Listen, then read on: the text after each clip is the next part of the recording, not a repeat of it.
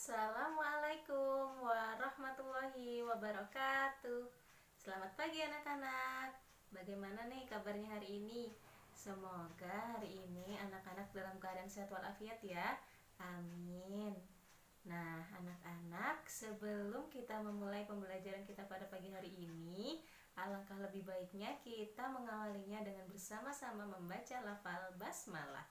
Bismillahirrahmanirrahim.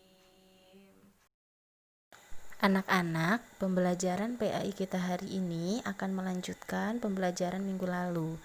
Nah, jika minggu lalu kita telah membahas tentang Quran Surah Al-Ma'idah ayat 2, hari ini kita akan membahas tentang Quran Surah Al-Hujurat ayat 12 sampai 13.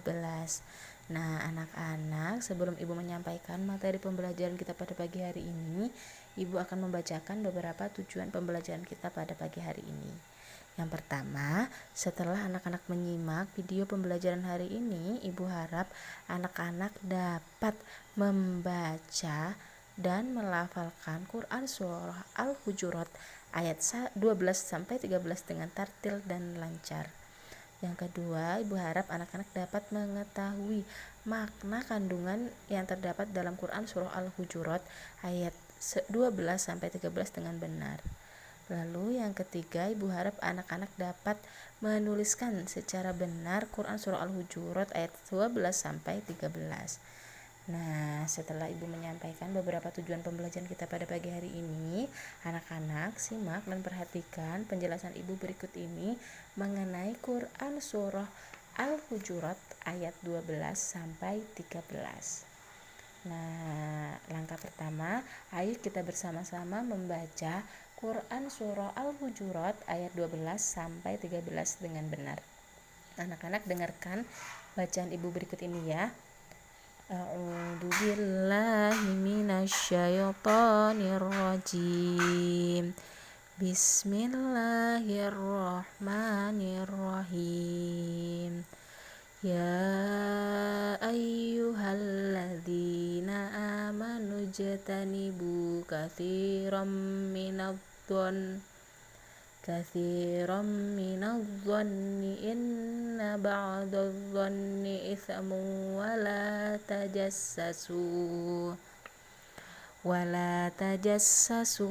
la yaghtab ba'dukum ba'da ayuhibbu ahadukum ayyakula lahma akhihi maitan fakarihtumuh wattaqullah innallaha tawwabur rahim. Ya ayyuhan nasu inna khalaqnakum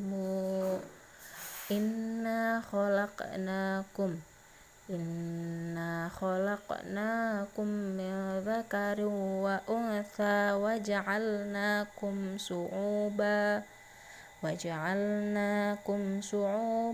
wa qabaila lita'arafu inna akramakum indallahi atqakum innallaha alimun khabir. Shadaqallahul azim.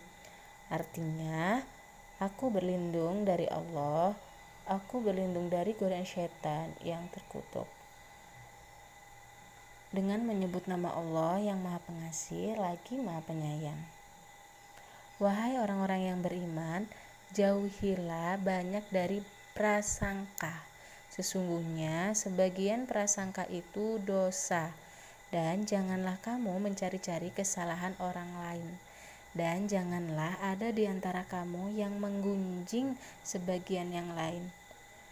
Apakah ada di antara kamu yang suka memakan daging saudaranya yang sudah mati? Tentu kamu merasa jijik. Dan bertakwalah kepada Allah. Sungguh Allah Maha Penerima Taubat, lagi Maha Penyayang. Wahai manusia, sungguh kami telah menciptakan kamu dari seorang laki-laki dan seorang perempuan. Kemudian kami jadikan kamu berbangsa-bangsa dan bersuku-suku agar kamu saling mengenal. Sesungguhnya yang paling mulia di antara kamu di sisi Allah ialah orang yang paling bertakwa. Sungguh Allah Maha Mengetahui lagi Maha Teliti. Quran Surah Al-Hujurat ayat 12 sampai 13. Segala puji bagi Allah dengan segala firman-Nya. Nah, anak-anak, setelah membaca dan mengetahui artinya, selanjutnya kira-kira surah Al-Hujurat itu terdiri dari berapa ayat ya? Nah, kita akan mengetahui makna surah Al-Hujurat. Anak-anak simak, perhatikan penjelasan ibu ya. Nah, surah Al-Hujurat terdiri dari 18 ayat. Nah, surah Al-Hujurat ini termasuk dalam surah Madaniyah karena diturunkan di kota Madinah setelah Nabi Muhammad SAW hijrah ke Madinah. Nah, surah Al-Hujurat menurut bahasa Arab berarti kamar-kamar. Surah Al-Hujurat merupakan surah yang ke-49. Nama Al-Hujurat diambil dari kata yang disebut pada salah satu ayatnya, yaitu di ayat ke-4. Nah, dalam surah Al-Hujurat ayat ke-12 Allah Subhanahu wa taala memberikan peringatan kepada orang-orang yang beriman supaya menjauhkan diri dari sifat suudzon atau berprasangka buruk terhadap orang-orang yang beriman. Jika mereka mendengar sebuah kalimat yang keluar dari saudaranya yang mukmin, maka kalimat itu harus diberi tanggapan dan ditujukan kepada pengertian yang baik. Jangan sampai timbul salah paham, apalagi menyelewengkan sehingga menimbulkan fitnah dan prasangka. Kemudian Allah Subhanahu wa taala menerangkan penyebab wajibnya orang mukmin menjauhkan diri dari prasangka, yaitu karena sebagian prasangka itu mengandung dosa. Allah melarang pula menggibah, menggosip atau menggunjing, namimah atau marah, serta mencari-cari aib orang lain itu tidak boleh. Nah, ada beberapa perbedaan dengan surah Al-Hujurat ayat 12 dengan ayat 13 yang memiliki isi kandungan sebagai berikut. Yang pertama, setiap manusia memiliki kedudukan yang sama di sisi Allah. Kelebihannya hanya terletak pada kadar ketakwaannya.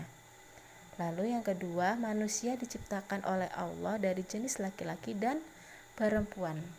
Lalu yang ketiga, Allah Maha Mengetahui lagi Maha Mengenal hamba-hambanya. Yang keempat, manusia dikumpulkan menjadi berbangsa-bangsa dan bersuku-suku agar saling mengenal. Yang terakhir, orang yang paling mulia di sisi Allah adalah orang yang paling bertakwa. Nah, anak-anak, kebiasaan manusia memandang kemuliaan itu ada sangkut pautnya dengan kebangsaan dan kekayaan. Padahal menurut pandangan Allah, orang yang mulia itu adalah orang yang paling bertakwa kepada Allah. Manusia sering mengolok-olok sesama saudaranya hanya karena Allah menjadikan mereka bersuku-suku dan berkabilah-kabilah yang berbeda. Sebenarnya Allah menjadikan seperti itu agar manusia saling mengenal dan saling menolong. Tidak ada kelebihan bagi seseorang pun atas yang lainnya, kecuali dengan takwa dan kesolehan.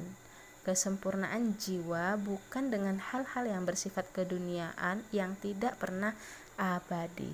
Sekali lagi, Allah tidak membeda-bedakan hambanya, mau dia kaya, miskin, hitam, putih, cantik, jelek, pintar, bodoh.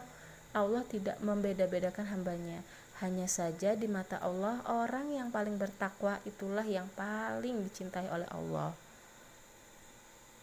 Nah, setelah ibu menjelaskan tadi tentang Quran surah Al-Hujurat ayat 12 dan 13, sekarang tugas anak-anak yaitu menulis kembali ayat dari Quran surah Al-Hujurat ayat 12 dan 13 dengan baik dan benar di buku tulis PAI masing-masing. Nah, untuk anak-anak semangat untuk belajar dan mengerjakan tugasnya ya. Sekian pembelajaran kita pada pagi hari ini. Semoga apa yang telah Ibu sampaikan bermanfaat dan sesuai dengan tujuan pembelajaran kita pada pagi hari ini. Kita akhiri dengan bersama-sama membaca lafal hamdalah. Alhamdulillahirobbilalamin. Kurang lebihnya Ibu mohon maaf. Wassalamualaikum warahmatullahi wabarakatuh.